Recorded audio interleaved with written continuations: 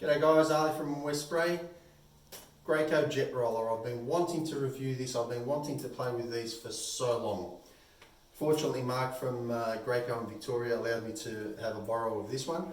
This is actually at my place in the hallway. I'm just going to be painting the hallway. And I'll just show you what we've got set up. So we've got the handle which completely comes off. So if you need to do touch-ups or whatever manually or get into a corner. You've got the top part, the top pole extension which is used to hold the roller handle in place. And you've got your clean shot swivel valve. And you've got your inline gun. I can't rave enough. I cannot praise inline guns enough, because for this particular application, for example, if I'm going to be rolling at fit, trying to work like I've got to roll it, having a gun on a 90-degree angle just doesn't work. It puts too much pressure on the wrist. And this particular one also shoots with an extra extension, but because I'm working in a tight space, I'm going to be able to move up and down without it bumping up against the wall. Now these can be used without the roller, and you can just use it as an inline gun. So if you need to spray ceilings, for example, an inline gun feels more natural because it feels like a roller pole. But anyway, that's not what this is about. I'm going to spray and roll this whole wall in real time. The tip I've got on it is not actually the right tip. These shipped out with an 821. I've got a 1223 on it because that's all I could get.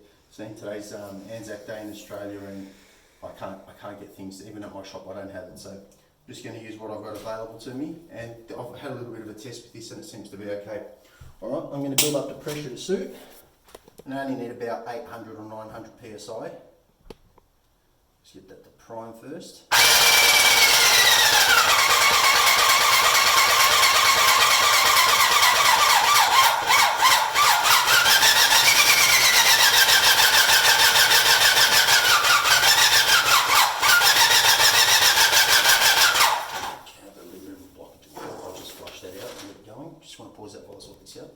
Right, we're ready to go.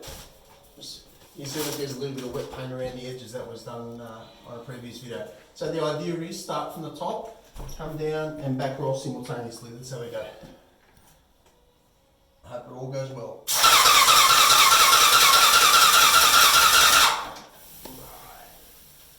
And you can see that zigzag pattern that was coming off the gun. That's purely because the pressures are very low for this tip size, but that's okay because we're back rolling simultaneously. God, that's nice. Good thing is I don't feel rushed like I would with a spray gun.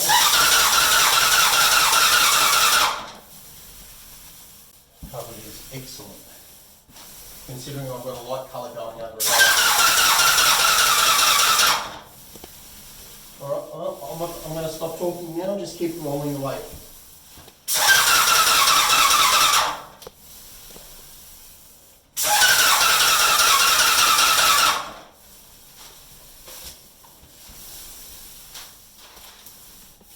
Just going to bring this back a little bit, try and cover the width of the roller.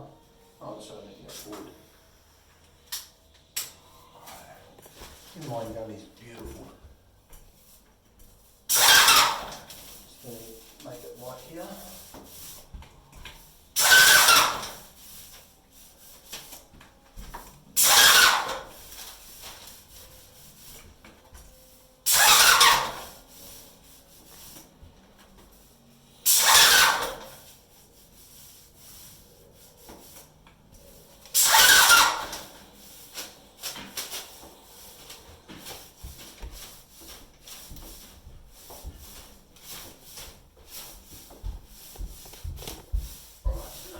So where I'm just rolling it out, you can see the old paint bleeding through, and that'll obviously be covered by the second coat.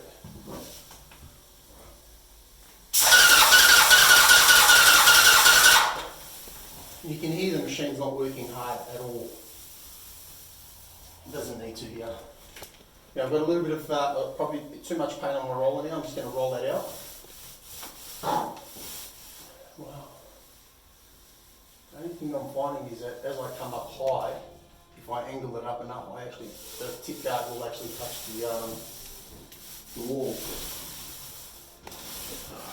Here we go again.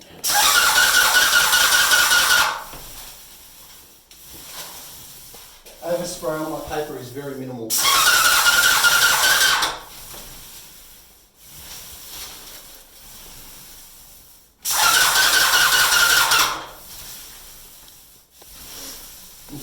struggling because I've got the short roller on. The short extension pole, I mean. I think if I was using the second one as well, I'd be struggling to get the space.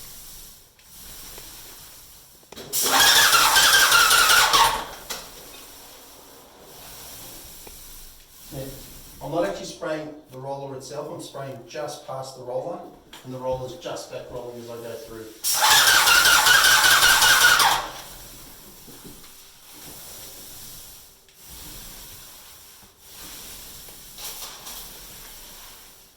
You might ask, what's the purpose of even doing this? Well, it saves me having a tray and constantly dipping. So it definitely helps productivity. There's no doubt about that. And a spray cover is always going to be far more superior than a roller cover on its own, because you get the paint everywhere rather than where you start and then spread it.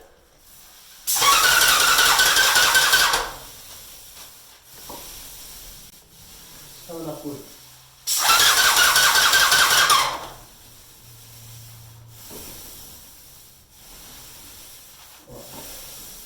From where I am right now, I've got quite a bit of paint on the roller, so I'm just going to spread that out now. Ooh, gets a bit hard after a roll on the hand because I'm not actually gripping it with full fingers. As I'm swinging up and down, my hand's moving and I'm going from 2, 3 and 4. See, I've done it there again without even realising it.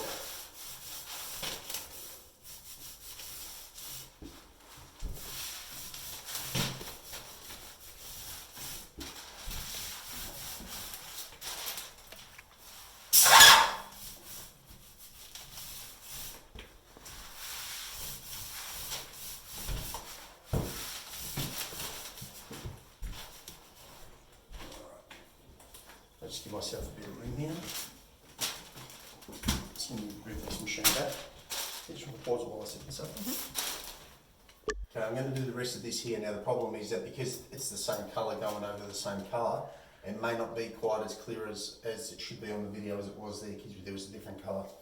So I'm just going to finish up this wall, take it off camera, and I'm just going to say before I finish, you can just watch me as I go through. The reason my hand is moving is because as I go up, I'm having to reach higher, so I'm dropping my hand, giving myself the leverage that I need to be able to control it.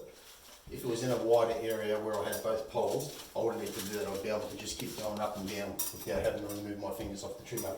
Alright, I'm just going to finish this strip, and we'll finish the video with that. However, absolutely recommend it. I think this is fantastic.